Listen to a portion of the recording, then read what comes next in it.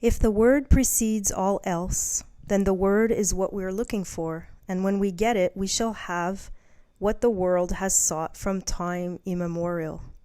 We must, if we wish to prove the power of the Spirit in our lives, look not to outside things or effects, but to the word alone. The human eye sees, and the human hand touches only that which is in an effect. Unseen law controls everything, but this law is also in an effect. Law did not make itself. The law is not intelligence or causation. Before there can be a law, there must be something that acts, and the law is the way it acts. It is intelligence. In the beginning was the Word. This Word, or the activity of the Spirit, is the cause of the law, and the law in its place is the cause of the thing, and the thing is always an effect. That is, it did not make itself. It is a result. The Word always comes first in the creative series. The Word was with God, and the Word was God, and the Word still is God. When we realize that man is like God, and he could not be otherwise, being made out of God, we will realize that his Word also has power. If there is but one mind, then it follows that our word, our thought, is the activity of that one mind in our consciousness. The power that holds the planets in their place is the same power that flows through man. We must place the word where it belongs, whether it is in the word of God in the universe or the word of man in the individual. It is always first, before all else, in the beginning. The real sequence is this: cause, spirit, intelligence, God.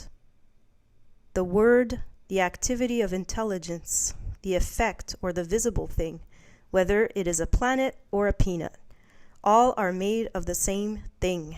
What we need to do is to learn how to use the word so that all will come to see that they are creative centers within themselves. A principle that can be proven. Knowing that mind is, we have a principle that is absolute. It is exact. It is going to correspond to our thinking about it. The first great necessity is to believe this. Without belief, we can do nothing. This is the reason Jesus said, "It is done unto you, even as you have believed." Always is it done unto people as they believe. And there is something that does it which never fails. We must believe that our word is formed upon and around by this creative mind. For instance, we wish to create activity in our business. We believe that our word is law about that thing, and there is something that takes our thought and executes it for us. If we have accepted the fact that all is mind, and that the thought is the thing, we shall see at once that our word is the power behind the thing, and that it depends upon the word or thought that we are sending out. So, plastic is mind, so receptive that the slightest thought makes an impression upon it. People who think many kinds of thought must expect to receive a confused manifestation in their lives. Just a side note, I know about that. Anybody who has many projects going on at the same time or, not able to focus, this is a good tip for us to really focus on one thing at a time and get that done and move on. If you have several projects, I think this is very good, wise advice. So if a gardener plants 1,000 kinds of seeds, he will get 1,000 kinds of plants. It is the same in mind. The word going forth. Since this is true, everything depends upon our mental concepts. As a man thinketh in his heart, so is he. The Bible reiterates this statement, telling us many times of the creative power of thought. Jesus taught nothing else. He said, "The words which I speak unto you, they are spirit and they are life." The centurion coming to Jesus recognized the power of the word spoken by the latter. He said, "I also am one in authority," but his authority was on the physical plane, and he saw that Jesus had authority on a spiritual plane, for he said, "Speak the word only." The Bible also tells us that the word is not afar off, but in our own mouth. It is neither here nor there. It is within every living soul. We must take the responsibility for our own lives. All must awake to the facts that they have absolute control over their lives and that nothing can happen just by chance. Then they will have a broader concept of God, a greater tolerance for their neighbor, and a greater realization of their own divine nature. What a relief from strenuous labor, no more struggles or strife. Be still and know that I am God, and beside me there is none other. The Spirit being all there is, we cannot conceive of anything that can hinder its working. When the Spirit has spoken, the Word becomes law, for before the law is the Word. It precedes all else. First is absolute intelligence, all power, all presence, all causation. Then the movement upon itself through the power of the Word. Then the Word becoming law, the law producing the thing and holding it in its place. So long as the Word exists, the thing will exist, for since the Word is all power, there is nothing beside it. I am that I am, and beside me there is none other. This I am is Spirit, God, all. There is no physical explanation for anything in the universe. All causation is spirit, and all effect spiritual. We are not living in a physical world, but in a spiritual world peopled with spiritual ideas. We are now living in spirit. God or spirit governs the universe through great mental laws that work out the divine will and purpose, always operating from intelligence.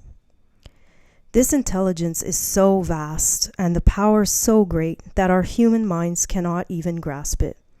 All that we can hope to do is to learn something of the way in which it works, and by harmonizing ourselves with it, to so align ourselves with Spirit that our lives may be controlled by the great harmony that obtains in all the higher laws of nature, but has been very imperfectly manifested in man.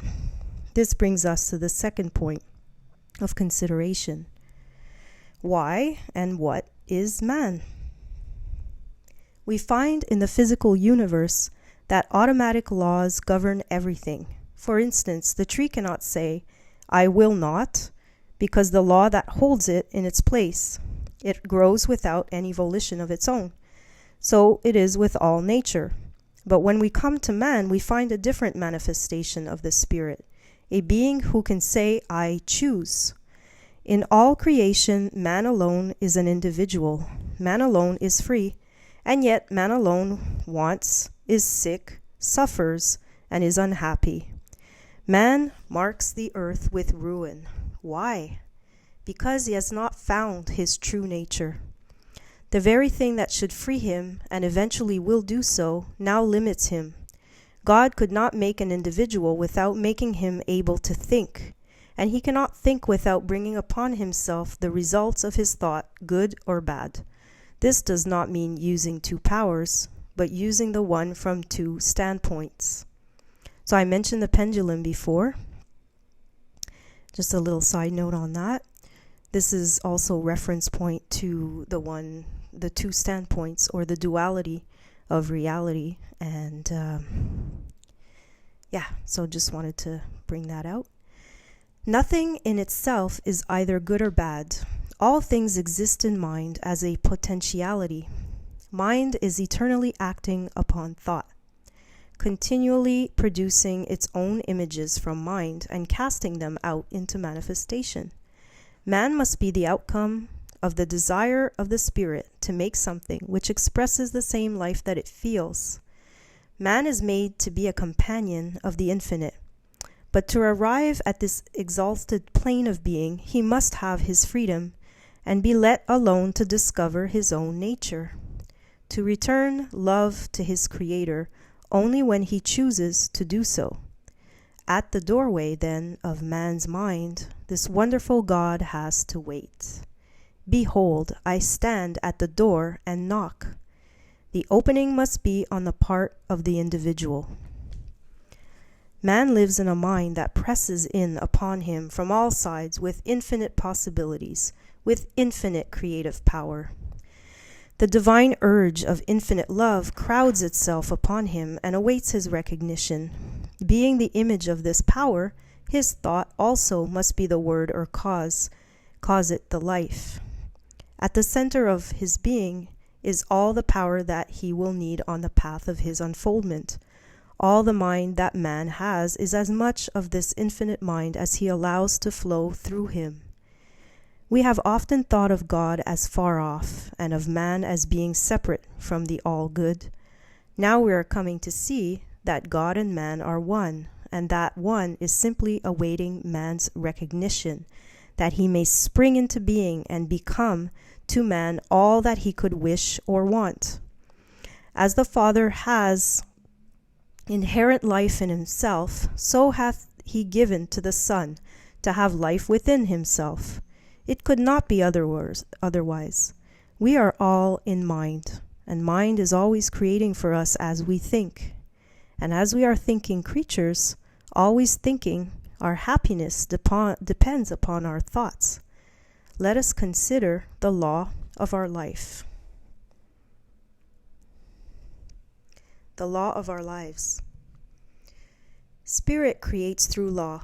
The law is always mind in action. Mind cannot act unless intelligence sets it in motion. In the great universal mind, man is a center of intelligence, and every time he thinks, he sets mind into action. What is the activity of this mind in relation to man's thought? It has to be one of mental correspondence. That is, mind has to reflect whatever thought it casts into it. Wonderful as universal mind is, it has no choice but to create whatever thought is given it. If it could contradict that thought, it would not be a unit, since this would be recognizing something outside itself. This is a point in truth which should not be overlooked. The one mind knows only its own ability to make whatever is given it. It sees no other power and never analyzes or dissects. It simply knows. And the reason why people do not understand this is that they have not realized what mind is. The ordinary individual thinks of mind only from the limitation of his own environment. The concept he has of mind is the concept of his own thinking, which is very limited. We are surrounded by an all-seeing, all-knowing mind which is one and runs through all. The belief in the dual mind has destroyed practically all philosophies and religions of the ages, and will continue to do so until the world comes to see that there is but one. Whatever name is given it, there is but one. It is this one that creates for us whatever we believe. Our thought operative through this one produces all our affairs. We are all centers in this mind, centers of creative thought activity. There is nothing which appears in the manifest universe other than an objectified thought, which it be a bump on your head, a growth on your foot, or a planet. It could not be there were it not made out of mind, for mind is all there is to make anything out of. Whatever is made out of it. Nothing exists or can exist without a source from which it springs. We are not dealing with a negative as well as a positive power, not two powers, but one. A power that sees neither good nor evil as we see it. It knows only that it is all, and since it is all, it creates whatever is given it. From our limited standpoint, we often think of good and evil, not realizing that as yet we do not know the one from the other. What we call good today, we may call evil tomorrow, and what we think to be evil today may be tomorrow. We may call evil tomorrow, and what we call evil today, we may tomorrow proclaim as the greatest good we have known. Not so with the great universal power of mind. It sees only itself and its infinite ability to create. To the thinking person, this will mean much. He will see that he is no longer living in a limited universe, a world of powers, but that he is immersed in an infinite creative medium, because of its nature, has to create for him whatever he believes. Jesus understood this, and in a few simple words laid down the law of life. It is done unto all people as they believe. This is a great thing to keep in mind. it is done unto us, we do not have to do it, for it is done unto us of a power that knows itself to be all there is.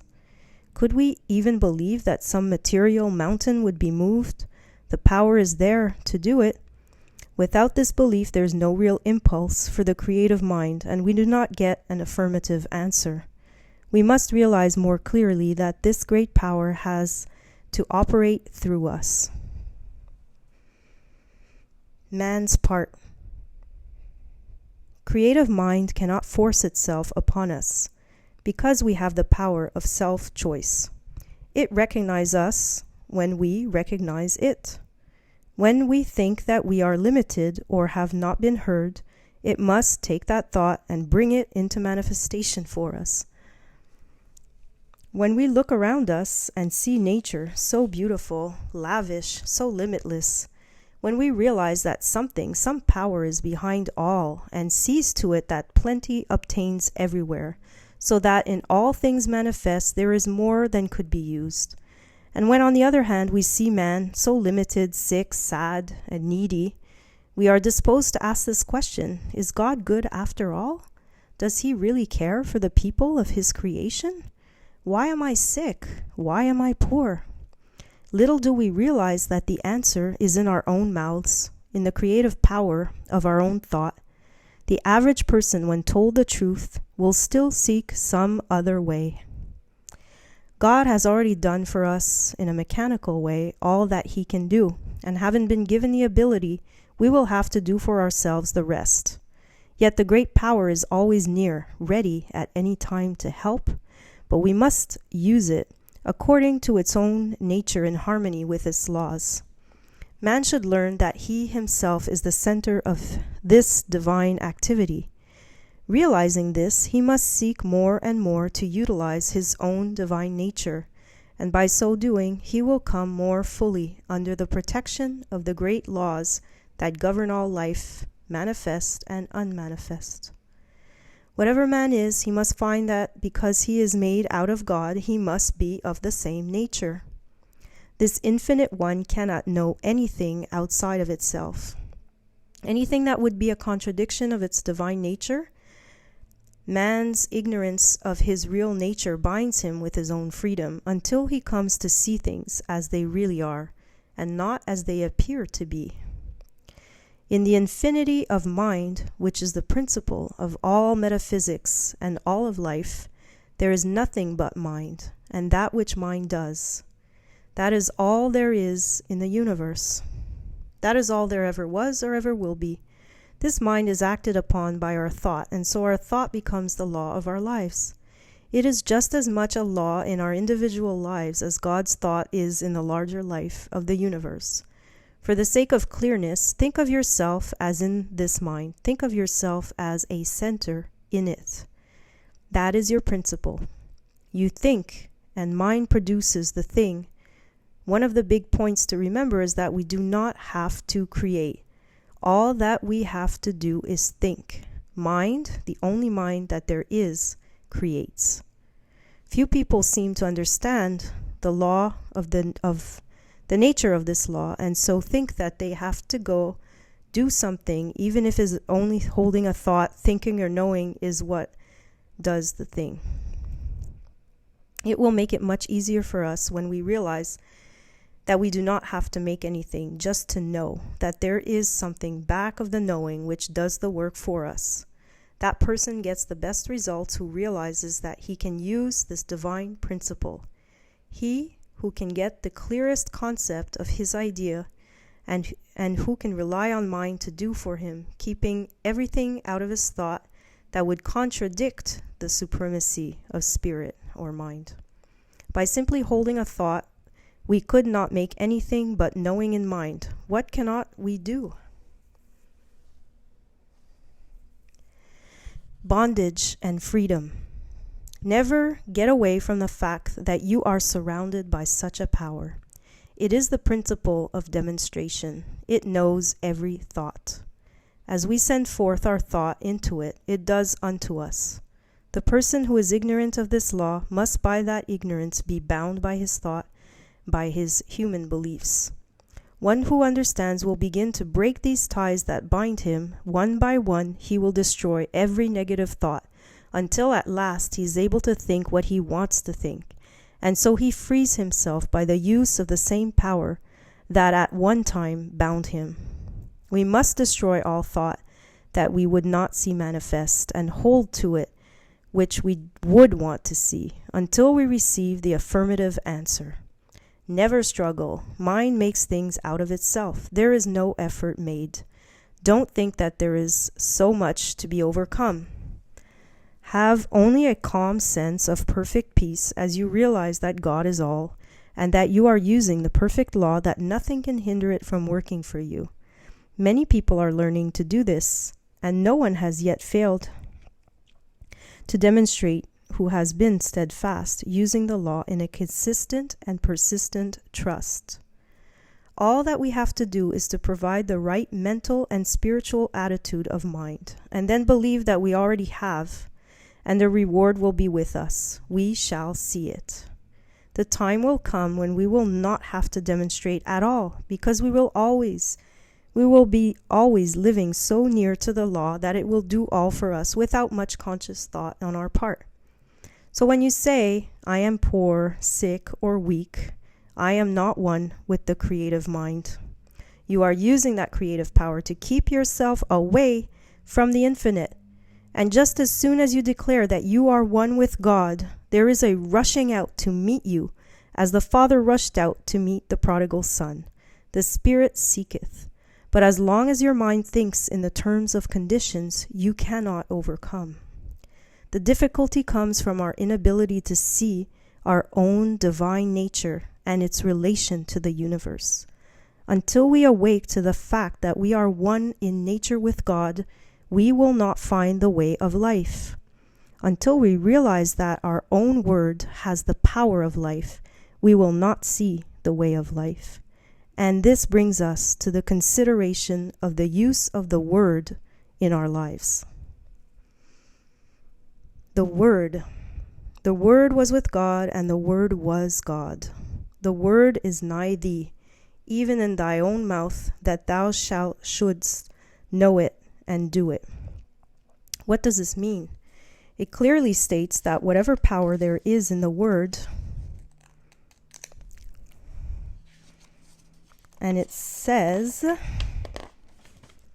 it is all power, is also in our own mouths.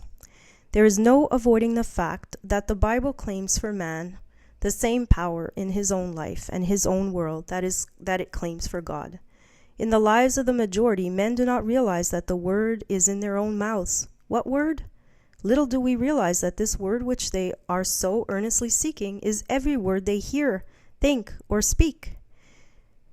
Do we who are endeavoring to realize the greater truths of life always govern our words?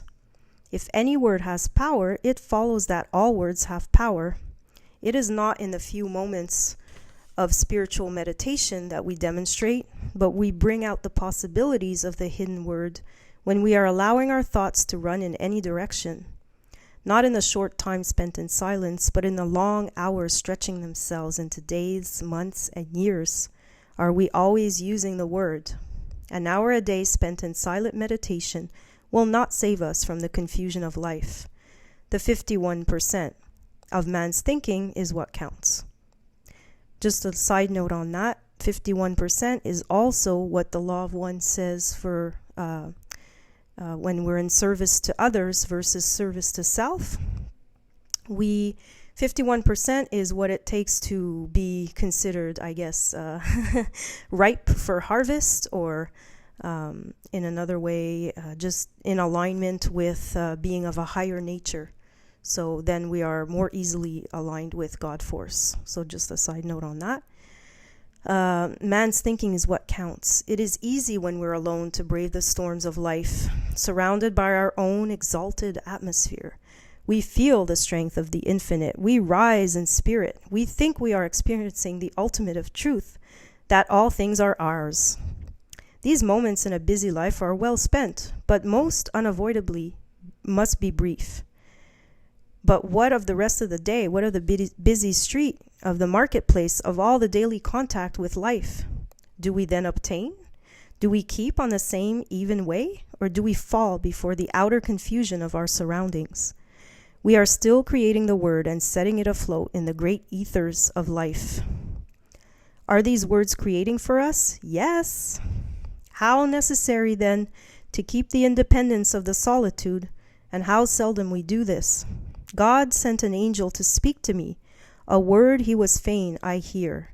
And the angel brought the message and whispered in my ear. God knew I needed the word he sent. I had lost the zest of fight, and the right was all but beaten. The wrong, it was all but right. Simple the word that he sent me, but it soothed a spirit raw with the pain of too much striving. 'Twas love fulfills the law. Few people indeed in the day in which we live are well poised. Where do we find the man who can live above his surroundings, who is in his own thought, can dominate all conditions, and in the midst of the crowd keep his own even way and his own counsel? When we do meet with such a person, we will know him, for we shall find on her face the image of perfect peace. We shall detect in her bearing the ease and independence that comes only to the woman who has found herself and who is centered not in the outer but in the inner world. So, side note, I added woman for a change because it's nice. Okay.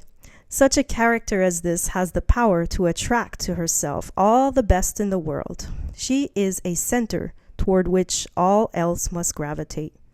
The absolute which she creates and with, which she surrounds herself with, is one of absolute calm and peace.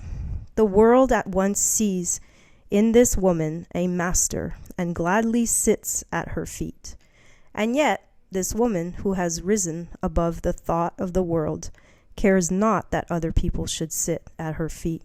She knows that what she has done, all may do, and she well knows that all the teachings in the world will not produce another such as she.